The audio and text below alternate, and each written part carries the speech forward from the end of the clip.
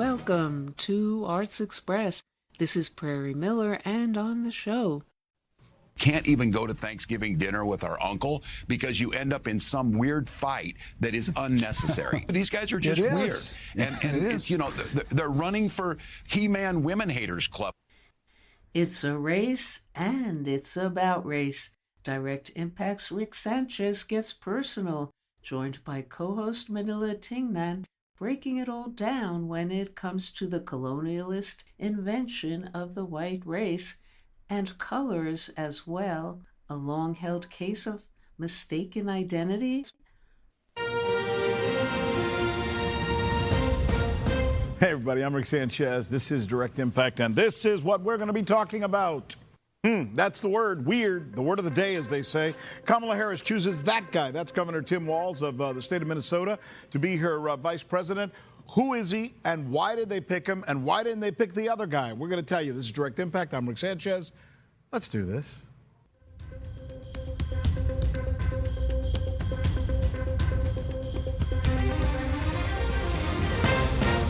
Okay, it's all about politics, right? There are two selections that we have to share with you today that give us some insight, and this is important, into the minds of the people in the United States who are in charge of the left, or more specifically, the Democratic Party. First, the Democrats have chosen their vice president, and the winner is Tim Walz of Minnesota.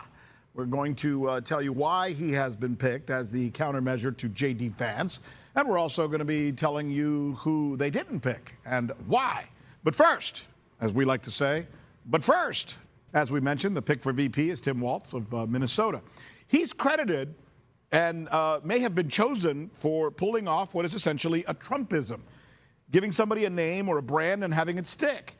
He, not Harris, came up with that whole description that they're using now against their opponents that is essentially this.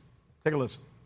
We do not like what has happened where we can't even go to Thanksgiving dinner with our uncle because you end up in some weird fight that is unnecessary. and I think bringing back people together, well, it's true. These guys are just weird.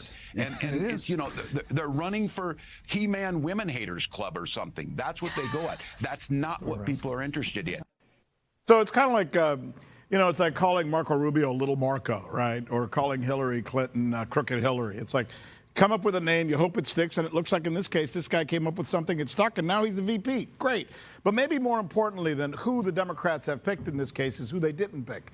The big money donors, Wall Street, and party apparatchiks all wanted Pennsylvania Governor Josh Shapiro.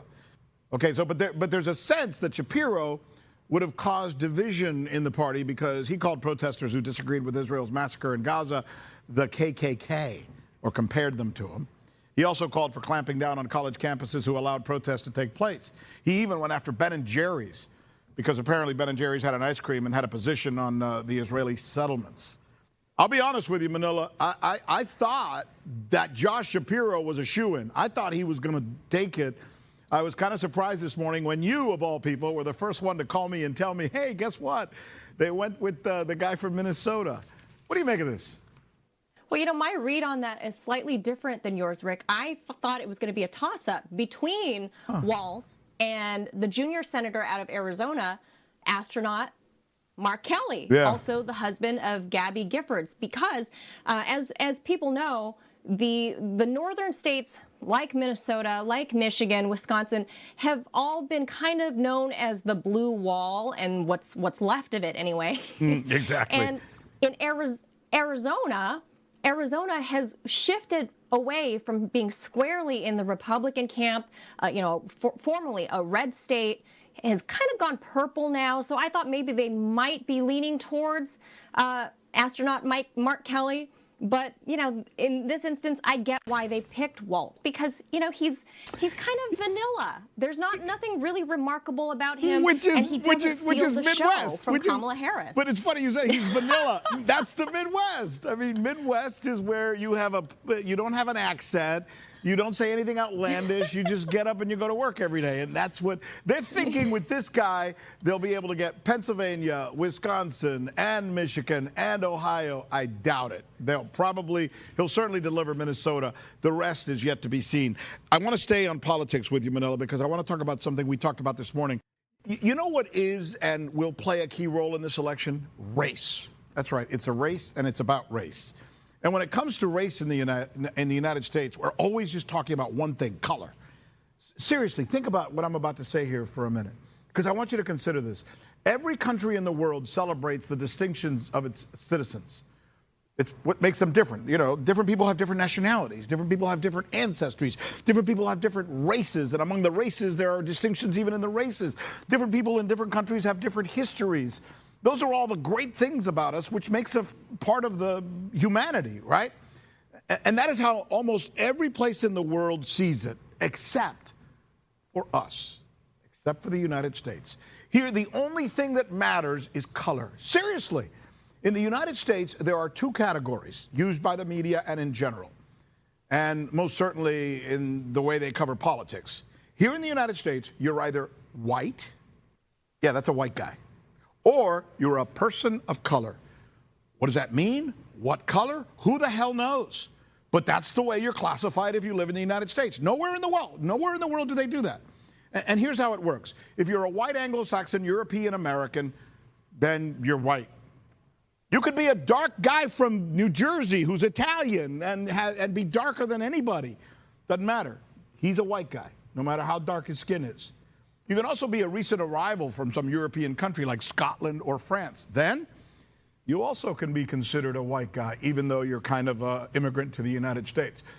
But if you're Latin American, even if you're a freckle-faced Argentinian or a blonde Mexican, you are and will always be a person of color and not allowed to consider yourself white. Watch this. It's in Spanish, but I'll translate. Being Mexican means you can't be white. How can you be white and be Mexican? If all Mexicans are like that? It's exactly what he... Now, that video, by the way, and that sentiment popular in Mexico, where they make fun of the fact that in America, no Mexican is allowed to be considered white, no matter how white they are. However, here in America, Mexican Americans have for generations been indoctrinated to believe that they actually are not white. So they call themselves, and when they talk, they say, oh yeah, my friend over there, the white guy. It's like, even though he looks like that guy. It's not just Mexicans, by the way. Here's an Asian man correcting his son for daring to think that he's white. My son was born and raised in America. I remember one day he came home from school. That was when he was about 5 years old. He said to me, hey, Dad, I learned American history today. I said, wow, that's great. He said, now I really feel bad for black people. I said, yeah, they're really mistreated in American history. He said, yeah, and I'm so glad that I'm white.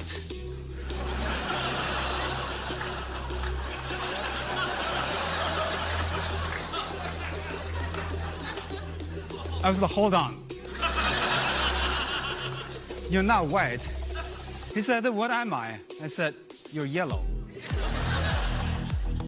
Yellow. It gets even more weird. You ready for this? In America, they have even come up with a name for the original Americans to separate them from the real Americans. Are you following me here? Who, of course, the real Americans are the white guys. That's right. While Mexicans have to consider themselves to be brown, that's the color they've been given to use among themselves, Asians have to, I guess, consider themselves yellow. How ridiculous is that? So-called original Americans are you ready? They're red. They get the color red. And they too have bought into it. Watch this Native American woman referring to a reporter as a white lady. You know what, white people, you've had your voice here for 524 years. 524 years you've been visible, white lady. You've been visible for 524 years. Look how fast your white man comes and steps up for you.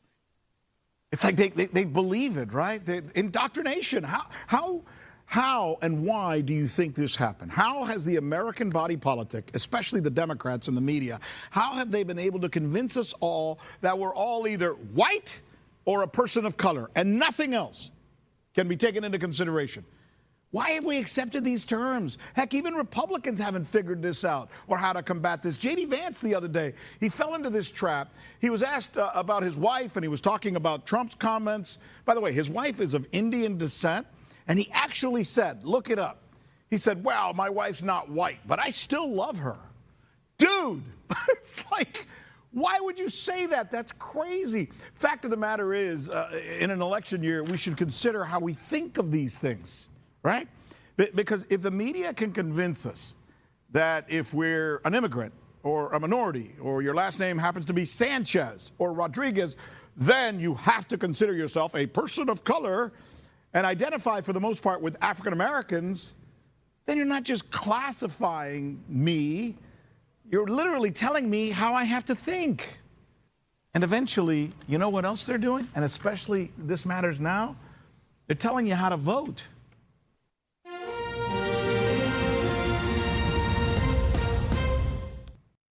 And coming up next on Arts Express. Marriage, or any partnership for that matter, is a give and a take. We are a family, so we're gonna deal with this as a family. All due respect, you got no idea what it's like to be number one. Any thoughts at all on why you blacked out? I don't know. Stress, maybe. Is everybody in my life bananas or what? I got problems at work. I got problems at home. Oh, poor you. Kill me now. Stab me now, please. You are his mother, and I don't think for 1 second that you don't know what you're doing to him. Not getting any satisfaction from my work either. What line of work are you in? Waste management consultant. You may run North Jersey, but you don't run your Uncle June. Just when they thought I was out, they pull me back in. Do not do it!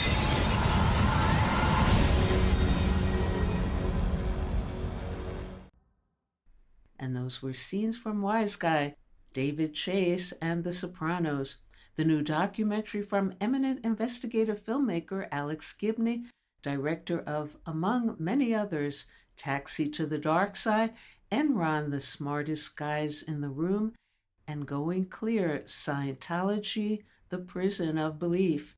In Wiseguy, Gibney probes the enduring cultural symbolism of The Sopranos in the U.S. mass consciousness and his own fascination with the series and its creator, David Chase. But Gibney has likewise pulled off, with filmmaker Alexis Bloom, a top-secret expose of Benjamin Netanyahu, the Bibi Files, smuggled under the radar into the Toronto Film Festival earlier this month to dodge Netanyahu lawsuits. Here's some of the Bibi Files, then Alex Gibney in a conversation about what inspires his unstoppable quest for political truths in his films and more. The Toronto International Film Festival in Canada, the thing that has caught the eye of many is the screening of the Bibi Files. It contains never-before-seen footage of the Prime Minister of Israel, Benjamin Netanyahu, being interrogated by police, which led to his indictment in November 2019 on corruption charges. Director Alexis Bloom and producer Alex Gibney went ahead with the premiere after an Israeli court turned down a request to place an injunction on the distribution of the film in Canada through an Israeli law prohibiting the use of unauthorized video. Now, talking about the film, the Bibi Files unveils leaked footage of the police questioning Netanyahu. It connects the dots, offering up pieces of the puzzle, examining them and fitting them into a big Middle East political jigsaw.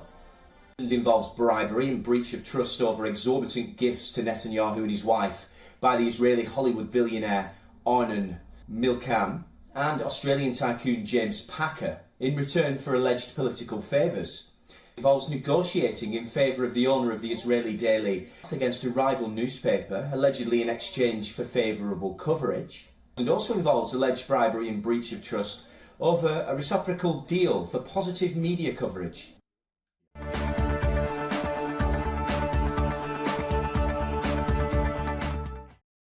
With your many and varied prominent films, would you say there is any common thread or creative, social, or political inspiration running through all of them?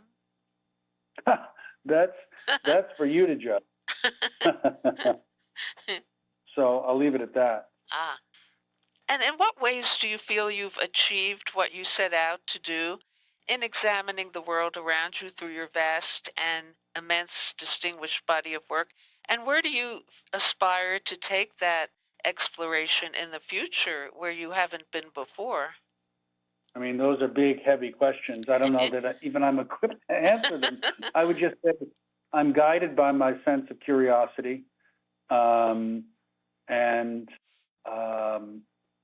also sometimes by my, not on Wiseguy, but on other films, sometimes by my outrage at abuses of power. And what can you say about your upcoming projects, Musk and Orwell, as the producer?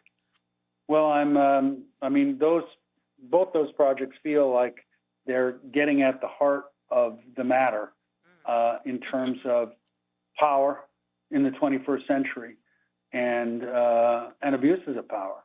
So I'm looking forward to both of them. The Orwell film will be directed by Raoul Peck. I've seen a cut, and it's going to be riveting. And I'm hard at work on the Musk film. And how much was your inspiration for your documentary about your fascination with David Chase or your fascination with The Sopranos? Well, it was really both. I mean, it was an assignment at first. HBO wanted me to do something about The Sopranos, and I loved the show, absolutely loved the show. But I wasn't sure. I just wanted to do a kind of, a promo. So, then I met David Chase, and he was so interesting to me, so fascinating, so funny, so insightful, and also he had a story to tell, which is how it got made. And it turned out that story was a lot more personal than I had originally given it credit for. So that's what really motivated me to want to do the film, to do it both about David Chase and The Sopranos. And what are your thoughts about the emergence of The Sopranos as a prominent cultural artifact in the mass consciousness of this country, as we see in your film, and reflecting the real world around the show, and why? Well, I mean, it did change television forever when it came out in 1999, because nothing on television had been so full of life and drama, and it was a mix of tragedy, violence, comedy. It was just such a rivetingly complex show and hugely entertaining. And I think it certainly stood the test of time. And I think it has, because David himself and all the writers on the show insisted on a kind of emotional authenticity in the writers' room that really forced people to dig deep into their own experiences, to come up with ways to imbue the characters with a kind of complexity that you don't normally see. And I think the actors also then invested themselves in deepening that. So you had these really real feeling characters. They didn't feel like stock characters at all. And that, I think, is what changed television. And what are the unique challenges and pleasures as well of one filmmaker interviewing another filmmaker, David in this case? Well, it was just a ball, because you're always wanting to know how others do it. And so it was getting a chance to do a little bit of shop talk with one of the greatest practitioners of the medium. That is to say, the episodic television series. He invented the new version of that. And so to be able to understand how he approached it from the beginning, from the blank piece of paper right on through to the last episode, that was a thrill. And any thoughts to share about ending Wiseguy with David Chase in mid-sentence? Well, for that you'll have to get to the end of Wiseguy, which is a rumination on the end of The Sopranos. And in terms of abuse of power, any thoughts about the challenges of being a filmmaker and making documentaries in the film world that you've encountered? Well, I think it's always difficult to tackle difficult subjects, whether it's in the fiction context, like what David Chase had to reckon with in The Sopranos, or in a nonfiction context. And I think the way forward is to embrace the contradictions that you see around you, to try to be as truthful as possible, and also to tell stories that engage viewers whether they're interested in the subject or not. Those things are all really important. And what about the challenges that you face having your ideas accepted in the film world? I don't know really by those who finance films.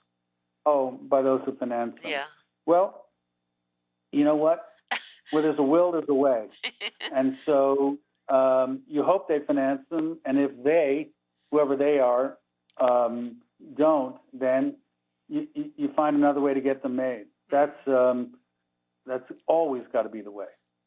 It was interesting when David wanted to make The Sopranos. He was not warmly received by all of the networks at the time, who wanted a much more formulaic kind of mob story. And they kept trying to get him to get rid of all that was original and fresh about the show. And he refused. And he kept hunting until he found a network that had a completely different model and was strangely wide open to a creator who had a different kind of story to tell. So I think you just have to keep hope alive, keep pushing, and know that, a faith that there's an audience out there that's interested in what you're doing. What is my stepfather used to say, I love the recklessness of faith. First you jump and then you grow wings. And how would you describe your own fascination with The Sopranos through the years that led you to embark on this film project? Well, I tend to, in a lot of my docs, I tend to be interested in the perps more than the victims. And obviously The Sopranos is all about the ultimate perp, a mob boss. But I think what was so interesting to me about the story is you have a mob boss who's got a problem and he can't figure out what it is. And he seeks help with a psychiatrist, which is an odd place to be for a mobster. But he needs to know what's going on. So it's that uncertainty about your own life and what's happening to you, even as you're trying to make your way forward and try to run a business. In this case, the business of being a mobster.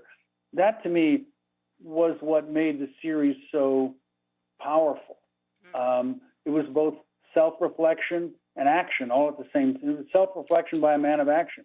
That's what was so interesting to me. But also, it was a world. It was a world of characters who seemed so three-dimensional. It just was always so engaging and so funny.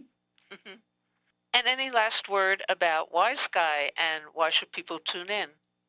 They should tune in because it's a look at the creator and the creative process in making a show that changed television forever. Yeah. Okay, thank you so much, Alex Gibney, for calling into our show.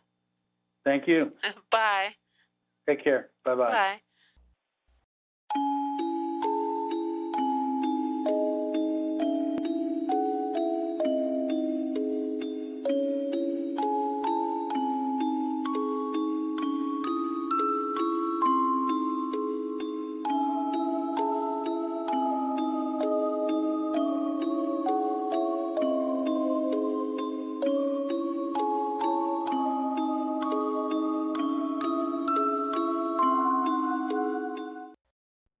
Hello and welcome to the UK Desk for Arts Express with your host, Jack Clark.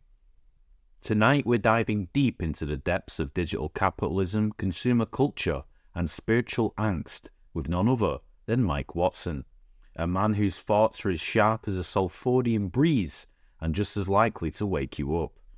Mike is not just an author, but a cultural provocateur, known for tearing apart the threads of our digital lives and knitting them back together in ways that make us see the absurdities and perhaps a few truths hidden in plain sight.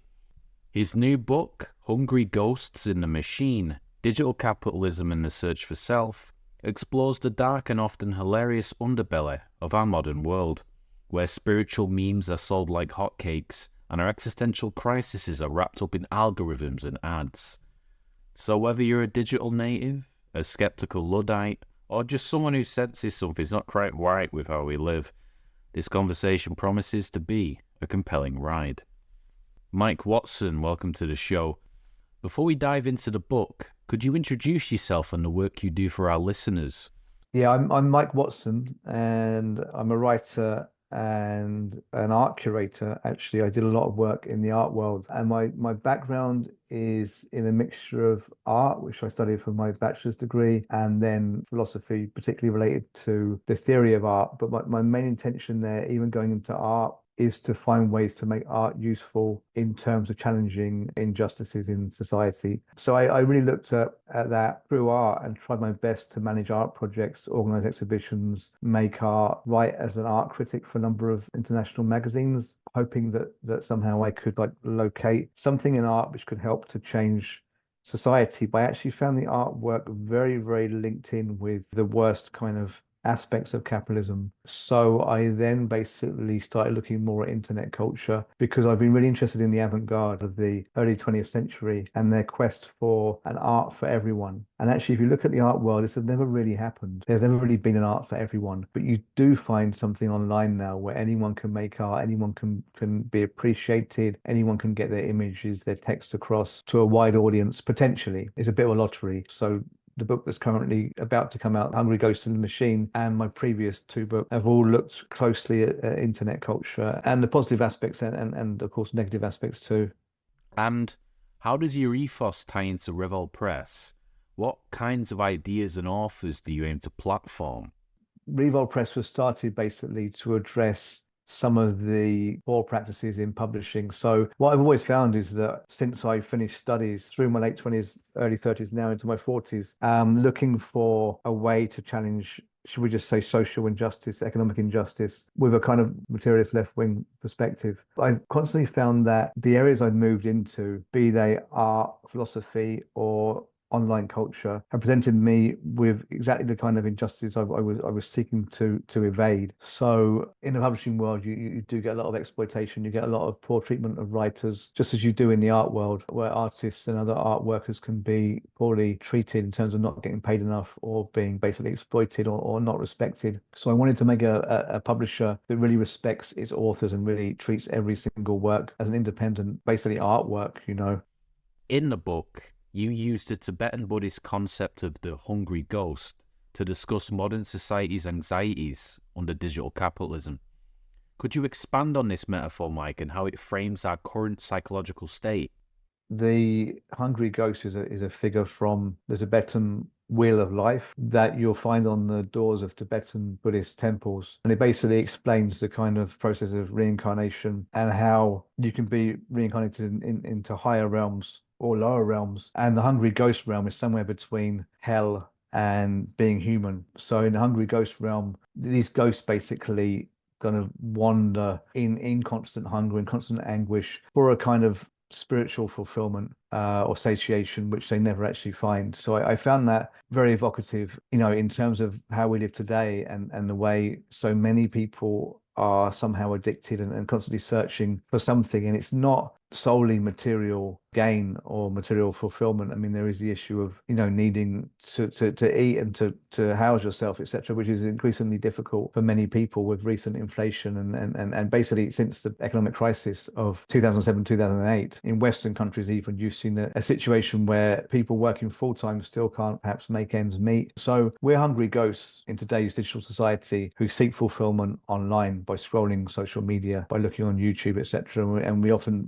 we don't find that because fundamentally we're insecure about the facts of existence themselves. So, you know, we're all going to die. That's something that comes up in the book quite a lot. It's not a popular topic, and that's why I address it, because Western society doesn't deal very well with this issue of mortality. You know, and I think we fear death, we fear nature, and we try and plug that fear constantly with a hit of dopamine. Basically gives you a good feeling. So you get dopamine by basically doing things that excite your nervous system. And, you know, Instagram, Facebook, all these platforms are basically designed to do exactly that. Advertising designed to do that. So you get a quick hit, but that quickly goes away. Or you put your pictures up on Instagram, you know, your memes, your selfies, whatever. Someone likes it, a few hundred people like it, and you get that quick hit, and so you feel happy. But then after a while, you're like, oh, hang on.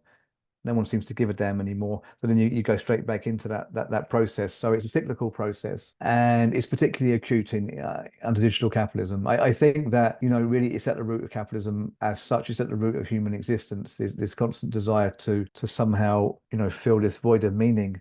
You reference Adorno and his critique of popular music, suggesting we've replaced physical intimacy with digital stimuli that doesn't quite satisfy. How does his ideas apply to today's digital culture?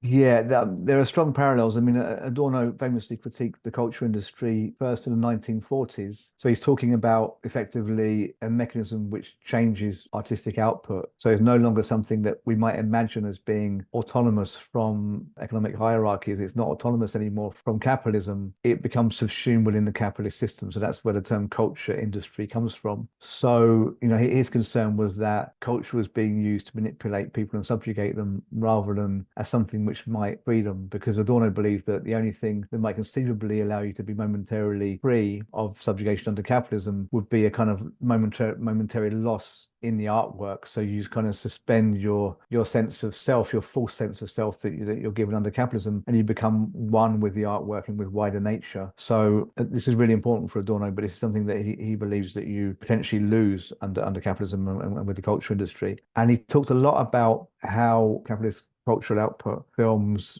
magazines, radio, etc., that these things were all very samey, were very similar, that you were offered so much in America in comparison to a totalitarian state. And bear in mind that Adorno fled Nazi Germany as a German Jew, and he fled there and ended up in America. And basically what he was saying is you have all this choice that you just don't get in Nazi Germany, fascist Italy, fascist Spain, the Soviet Union, but actually you're choosing between things that are the same, and they're all telling you the same thing. They're all pushing the same socially conservative message, a very kind of pro work ethic message. It's all about, you know, getting people staying in their family units, at the time the husband going out to work, and feeding the capitalist machine. Basically, it's so advanced capitalism that you actually desire your subjugation, you choose it, and then you think you've had a good experience. We could say today we have way more choice. It's not possible to say we don't choose, or we might have said that. And this is what's interesting, because, you know, I think on the surface we're inclined to say, well, yeah, you do get to choose. You can even publish your own work a lot easier. Anyone can publish, I mean, within reason, but the vast majority of people can publish their own output on the internet, images, videos, text, etc.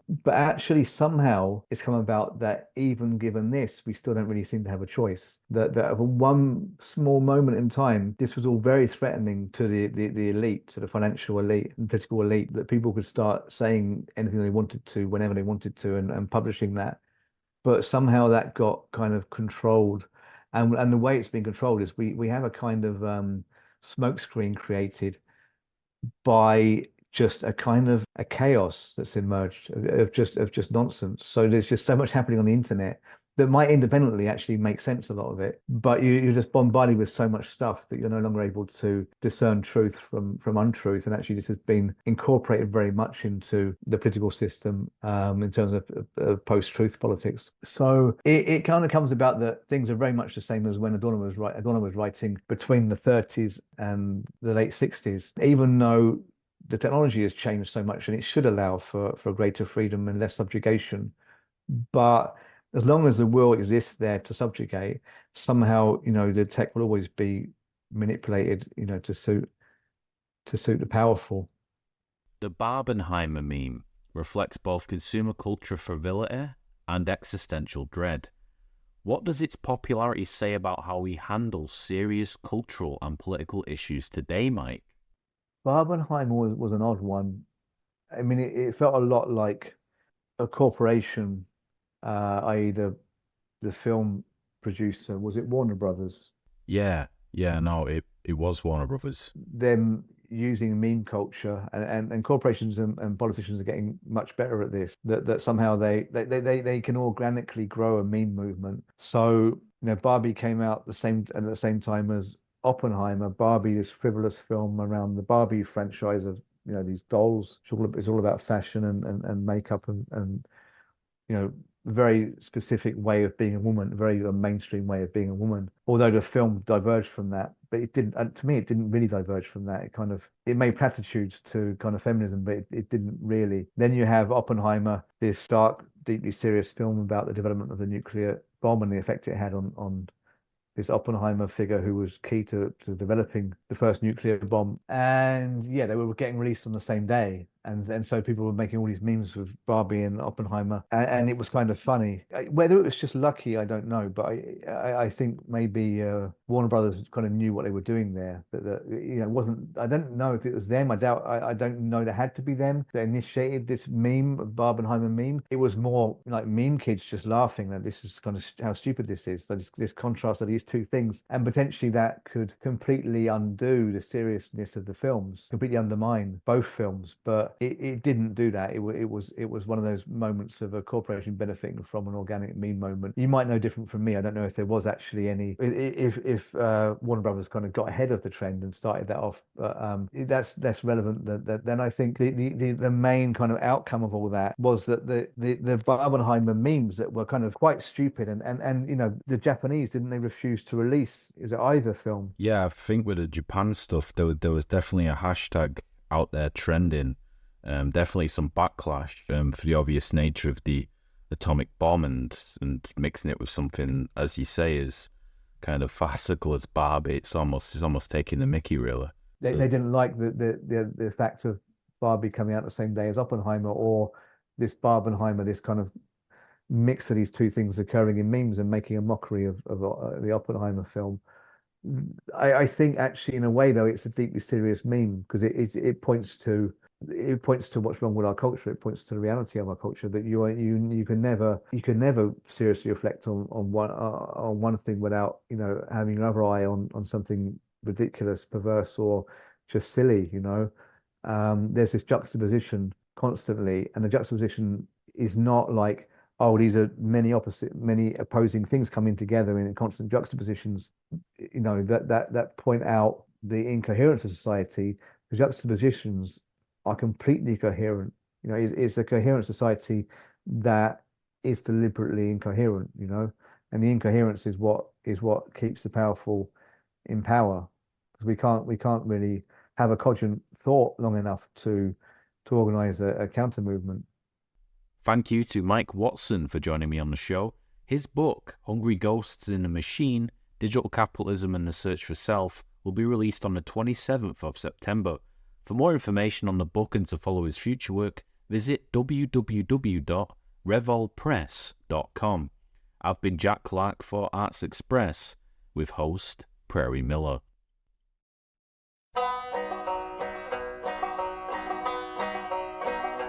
Let me tell you the story of a line that was held, and many men and women whose courage we know well, as they held the line at Peekskill on that long September day. We will hold the line forever till the people have their way. Hi, this is Jack Shalom. Last month I saw an excellent folk singer at the Summer Hoot in Ashoka, New York, named David Burns, singing there with his son Jacob. Well, it turns out that David was a good friend of Pete Seeger's. And when David would drop by Pete's house in Beacon, New York, David would bring a tape recorder along at Pete's request, and Pete would proceed to tell stories that he thought would be worthwhile for eventual wider distribution. So this year, David has come out with a book of transcripts of Pete's recordings called Chopping Wood, Thoughts and Stories of a Legendary American Folk Singer. It's filled with lots of great Pete Seeger stories and background information by David. And with David Burns' permission, I'm going to read one of those stories about the famous racist Peekskill Riot in 1949 against Paul Robeson, who was kicking off a series of concerts given to support the Civil Rights Congress. So here are the words of Pete Seeger describing what happened.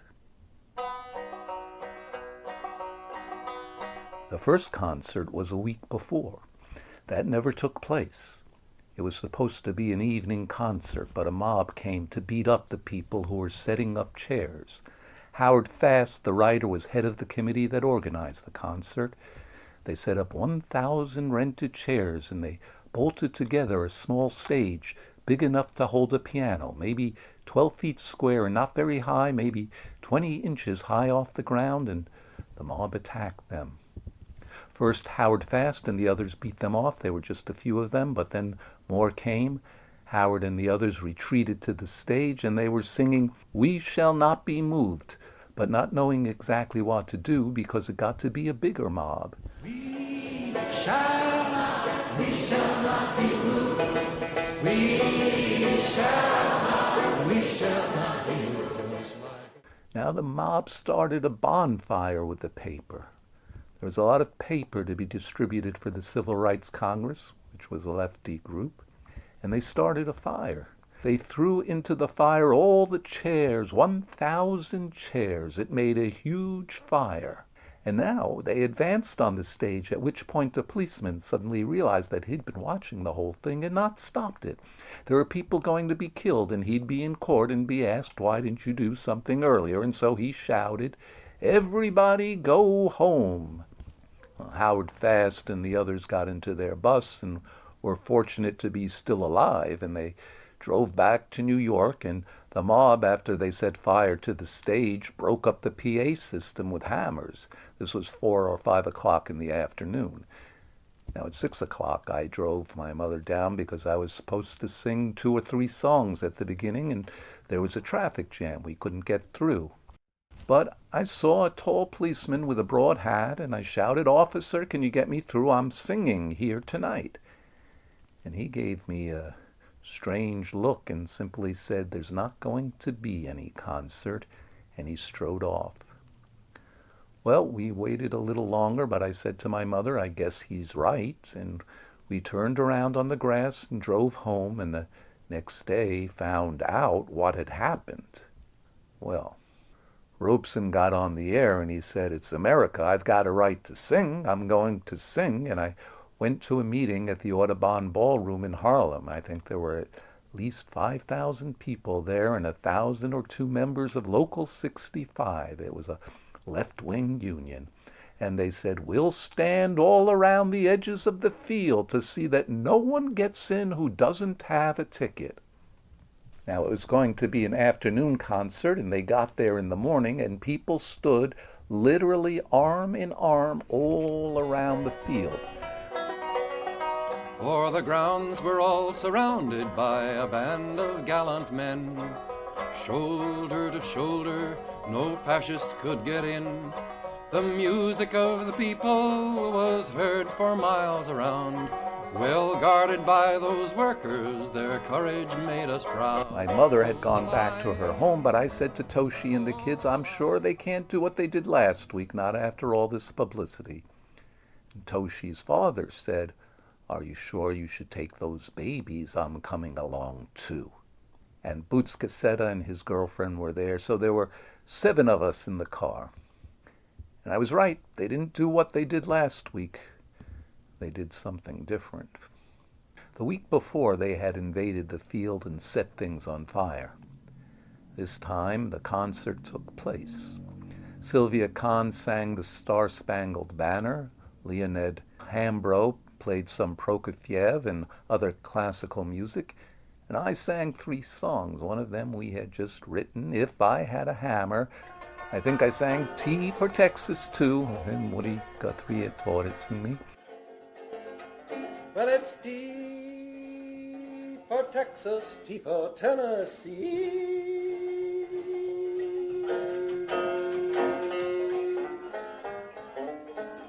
T for Texas, T for Tennessee.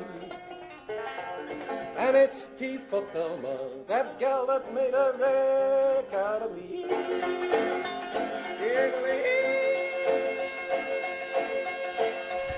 And then Robeson sang for about 1 hour. About 5 other men stood in back of him and on each side of him to the right and left, because there could be sharpshooters in the woods, and there were actually. In the front there were people looking all around to make sure there wasn't anybody lifting a rifle. He sang for an hour, and then after the applause, he went down and he got into a car. I didn't notice this, but it seems he went out the other side of the car and into a van, and maybe went from that van into another van, so people who would want to stop him didn't know which one to stop. And he got down on the floor. He couldn't be seen. People were above him. So he got out okay, but the people following him all had stones thrown at them. At the end of the concert, it was very slow getting out because there was only one narrow dirt road leading out of the field. I remember at the gate coming in, there was a small crowd, and they were the ones I heard shout, "Go back to Russia, kikes, nigger lovers." I remember those phrases. But they were behind barricades, and the police didn't let them in. But now there was no crowd, and I said to the policeman, "My home's to the north, I'm turning left." And he says, "No, all cars go to the right." And that's where the stones were. We turned to the right, a winding road for about 1.5 miles, and now there were stones. The people next to the pile of stones were mostly young people. I didn't know it then, but there were some adults sitting behind the teenagers in the bushes, so that if any car stopped and grabbed a teenager, they had extra people there. There were 7 of us in the Jeep station wagon. We hadn't gone more than a few feet when I see glass in the road. I say to the family, "Uh-oh," because around the corner was a pile of stones, each about as big as a tennis ball or a baseball, and a young man heaving them with all his force at every single car that came by. So it was crash, and then around the corner was another pile of stones and another crash. We had 3 windows in each side and a divided windshield, and they were all broken, not once, but several times, so I think there must have been between 15 and 20 piles of stone. They must have been covered up with canvas or something, so we didn't notice them when we drove in. Mika was only 1 year old. Danny was 3 years old. He can remember it. He can remember being shoved to the floor and his grandfather's body being right on top of him. And I was driving, and I kept my eyes as high as I could. Glass flew around, but none of it got into my eye. And there was a policeman standing about 50 feet from somebody throwing stones. And I stopped the car and tried to roll the window down. But it was so splintered, I only got it about an inch down. And I shouted, "Officer, aren't you going to do something?" And he just shouted, "Move on, move on." Now, the interesting thing, and this is the important part of the story, signs went up in Peekskill. There were bumper sticker type signs about 5 inches high and 2 feet wide saying, "Wake up America, Peekskill did." And about 5 weeks later, they all came down. They were on bumpers, they were in windows, in stores, in gas stations. There must have been thousands of them in Peekskill. The signs disappeared. They were all taken off. Why? It seems in Europe they were horrified. They said those are the same signs that went up in Germany after Kristallnacht, when Hitler said, "Wake up Germany," Munich did. "Throw stones at all the Jewish storekeepers." And they said, "Is America going fascist?" Well, a lot of people thought we were, but I was not convinced. I said, "There's a stronger tradition of freedom of speech in this country than you would believe." And I was right. Hold the line, hold the line. As we held the line at Peekskill, we will hold it everywhere. Hold the line. At the time of the Peekskill Riots, Pete was in the midst of building his cabin on 20 acres of hillside just outside of Beacon, New York. When Pete and the family got home, they had to clean the glass and stones from their car. The fireplace in the cabin was only partially complete, so Pete took a round river stone from the floor of the car and cemented it into the fireplace as a reminder. It still rests there, looking quite out of place next to the other mountain-type stones. 50 years later, in 1999, Paul Robeson Jr. organized a press conference to remember that important event in his father's life, and Pete spoke about it.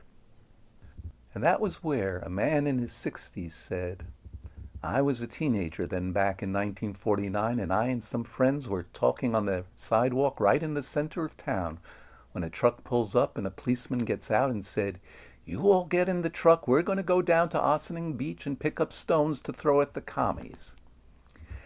And it came out also, somebody from the American Legion, I think, said, about a month before, maybe 2 months before, a high official in the Truman administration came to Peekskill and said, 'This man Robeson loves Russia. He hates America. He's coming here to sing, to give a concert. I'm sure you know what to do. And he went back to Washington. In other words, he gave them the green light to do whatever they wanted to do. And there were members of the Ku Klux Klan up and down the river who then got involved. I had a friend whose father was in the fire department, Bob Gibson. I knew him when he was 16. And he came up to my house after I got to know him better, and he says, you know, Pete, I know all about that 1949 attack on you at the Robeson concert. I said, really? Well, tell me, how was it organized? And he said, the Ku Klux Klan had members in the police force, and they actually organized the whole thing. And I said, how do you know that? And Bob says, you know, they had the whole concert area surrounded with walkie-talkies, just like a battlefield. You guys didn't have a chance. They had people in the woods. Woods surrounded 3 sides of the field, and some very small trees were on the 4th side, and that's where people entered. Now, they weren't able to assassinate Robeson at the field, but maybe they thought they could in the 2 miles leaving the concert, because that's where the damage was done. Well, after the press conference, we did go into Peekskill in the late afternoon or evening. There must have been 200 people, and these were local black people, and that's where I sang a whole batch of songs. I must have sung for a half an hour down there. Hold the line. Hold the line. And you've been listening to Chopping Wood by Pete Seeger with David Burns, Thoughts and Stories of a Legendary American Folk Singer, available on Amazon. You can find out more about David and his son by going to jacobburns.com or stopping by at David and Jacob's Main Street Music Shop in Beacon, New York. This is Jack Shalom for Arts Express with host Prairie Miller. We shed our blood at Peekskill and suffered many a pain, but we beat back the fascists and we'll beat them back again. Hold the line, hold the line. As we held the line at Peekskill, we will hold it everywhere. Hold the line, hold the line. We will hold the line forever till there's freedom everywhere.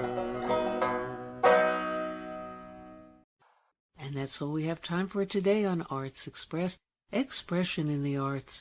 And if you'd like to express yourself too, you can write to us at theradiogoddess@gmail.com. Until next time, this is Prairie Miller leaving the station.